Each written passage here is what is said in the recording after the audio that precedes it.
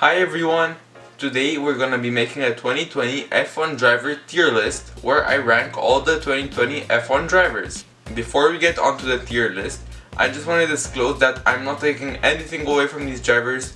They're all way more talented than me at driving and they all deserve their place in Formula 1. So I just wanted to make that clear. I'm just giving my opinions on them and trying to make the video interesting and fun.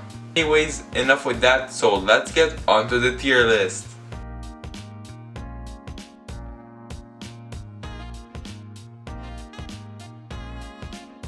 Let's get started with the tier list.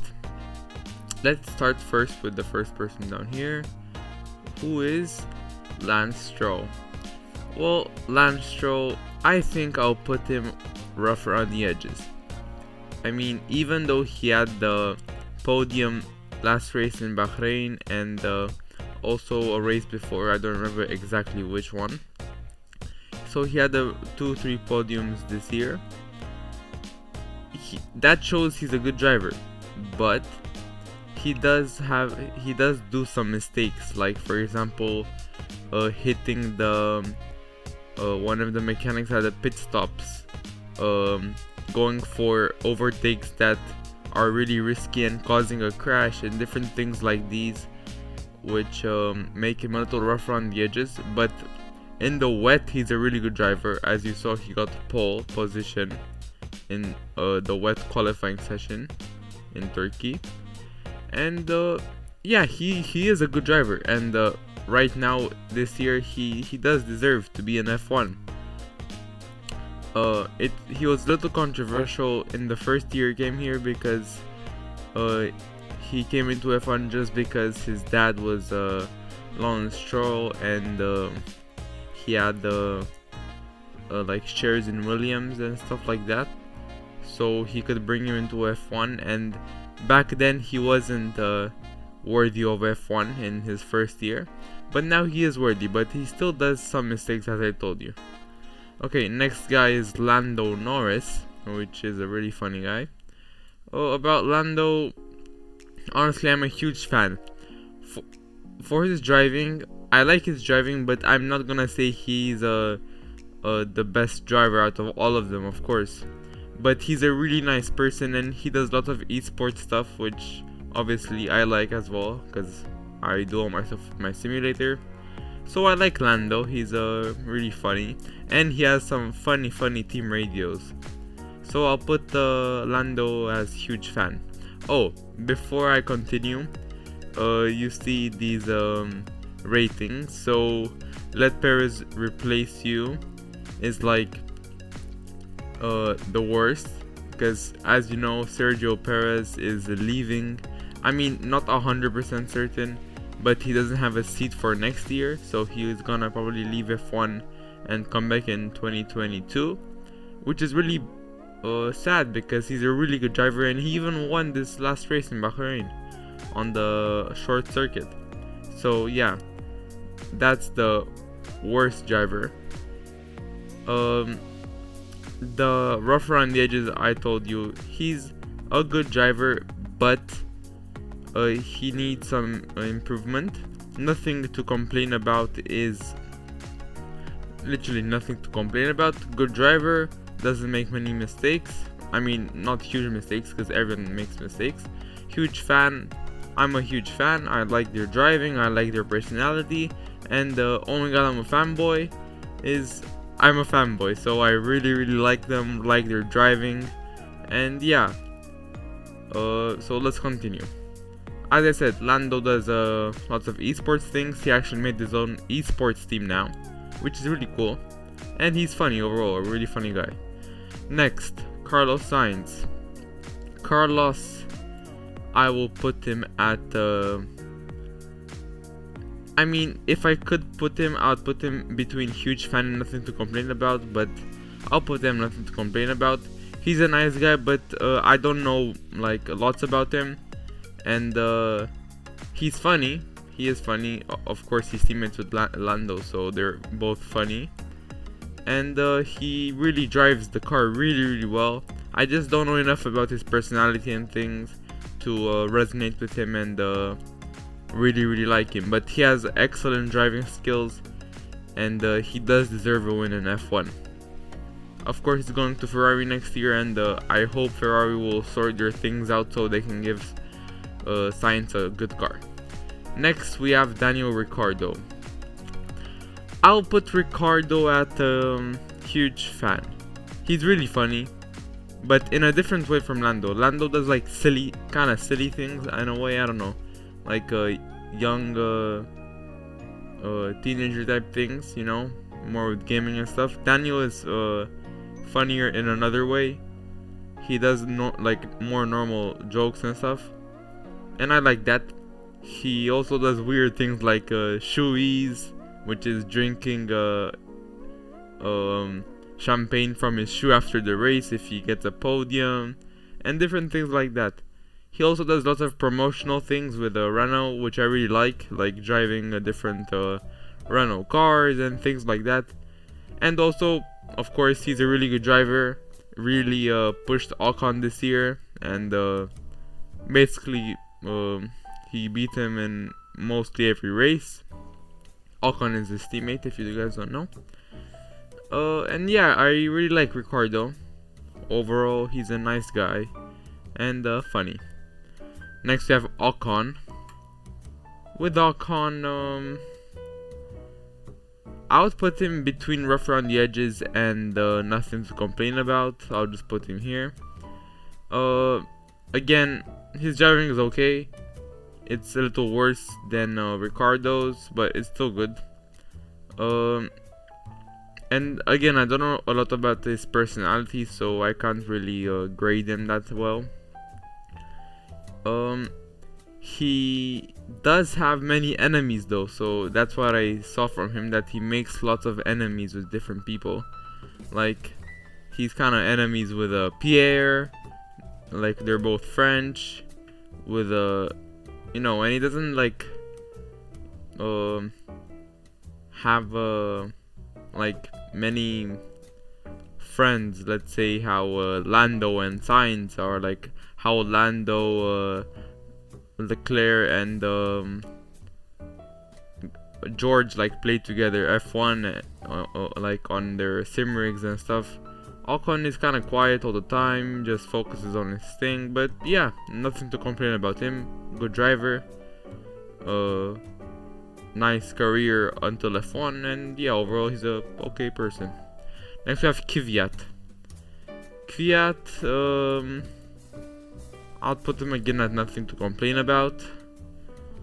He's kind of annoying sometimes how he speaks. I don't know, it's kind of weird. Like sometimes he doesn't appreciate the work of others, in my opinion, from the interviews I heard. But this year Pierre kind of drove better than him, except in like 1 or 2 races, so he's not like the best driver either, but he's a good driver, and he does have some courage in some of the overtakes he made. In Monza, I think, or Mugello, I don't remember exactly, he had a crazy overtake, which really took a lot of courage to do. But yeah, I like Fiat, kind of, you know, nothing to complain about him. Next, Pierre Gasly. I'm a huge fan of Pierre. He's really funny as well, really good driver. He of course won the race at Monza this year, which was amazing for him. He hit a little like a bad mental state back when he was at Red Bull, and he got like kind of kicked from Red Bull, and he got brought down here to AlphaTauri. But I think that was good for him, because the Red Bull car wasn't suited at all for him, and it would just make him mad when he drove worse than Verstappen. So I think AlphaTauri is a better place. But yeah, right now he's in a really good mental state, and he's a extremely good driver and really nice personality as well. Next, the Iceman, Kimi Raikkonen. Kimi, nothing to complain about him. I know some people are huge fans of him, and even fanboys. They like his Also his driving and his personality. His driving is good, of course. He had lots of experience in F1. He's been here lots of years. I don't know the exact time he's been here, but he's been here lots of years, since the 2000s, maybe less than 2005. He is a one-time world champion, which shows he is a good driver. But the one thing I don't really like about him is that interviews, like, he doesn't care at all. He barely even speaks in them. Always has his glasses on with his hat. And right now, of course, he has to wear a mask, so he's like fully masked up. And I don't know, you can't really see like and resonate with him, see his true personality, which I think is kind of annoying. So I'd put him more rough around the edges, but that's not because of his driving, it's because of his personality, and he doesn't open up about anything new. Next we have Antonio Giovinazzi. I really don't know lots about him, so I'm just gonna put him here. He's okay driving, you know, he's a okay driver. Worse than Kimi, of course, the age difference and stuff like that. But I really don't know enough about his personality, so I can't say anything about him. George. Guys, you already know what I'm gonna say. I'm a huge fanboy of George Russell right here. He's a really, really good driver. He won Formula 4, Formula 3, Formula 2. He actually won everything he's been in.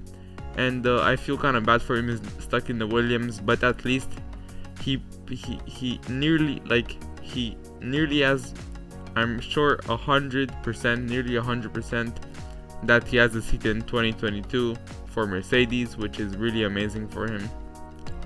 And yeah, I think all the work at Williams will finally pay off when he goes to Mercedes, because of course he was in the Mercedes junior program, so that's why he went to Williams. And yeah, George is an amazing guy. He's really calm and gives great interviews.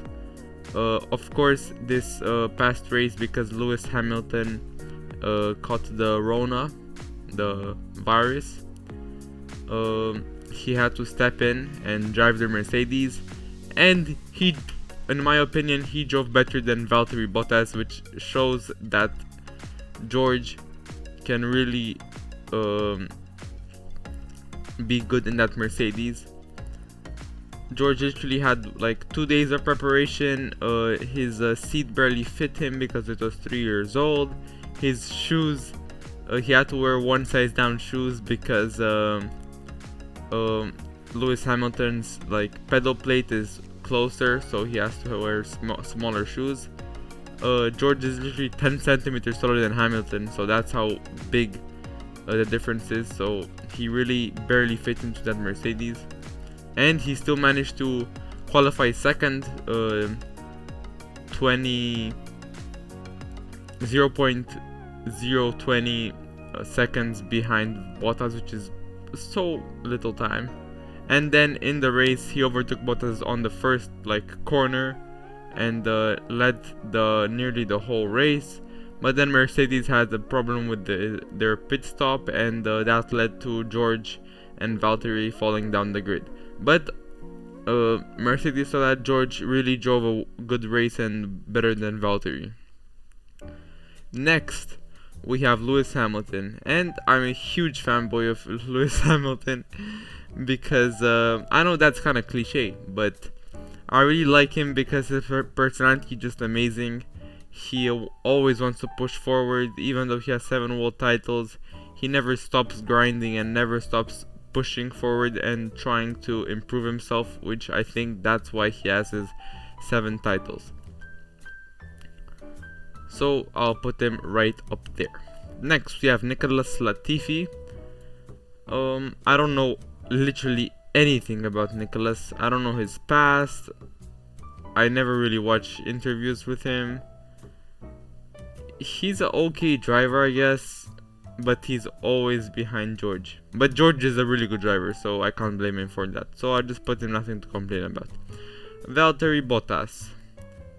Valtteri, he's a really good driver, but I'm gonna put him at rough around the edges, I think, because he really cracks under pressure when he needs to really exceed in something. He cracks around the pressure, and he doesn't drive really well. For example, this past weekend when George was against him and all the media was talking about if George beat him, oh my god, like what will happen to Valtteri next year? Will he get signed? Will he not get signed? Will George replace him? And because of that, I think that's why Valtteri didn't drive so well this weekend and George beat him. So yeah, that's why I'll put Valtteri at rough around the edges. He's a good driver, not better than Lewis, but he has to work on his mentality in the races. Next we have Charles Leclerc. Charles, I'll put him at nothing to complain about. Kinda also a bit towards huge fan, but Charles is a really good driver. He's had a really good junior career, but he does go for some stupid overtakes sometimes, rarely, but he does do it sometimes. And yeah, he's a really good driver though, and he can really use that Ferrari, even though it's really bad this season. He can push that car to his limits, which is really good. Next we have Sebastian Vettel. I'll put him at huge fan, just because I watched one of his longer interviews, like 1 hour long, and I just liked his mentality all throughout. He's a really good person on the inside and a really good driver.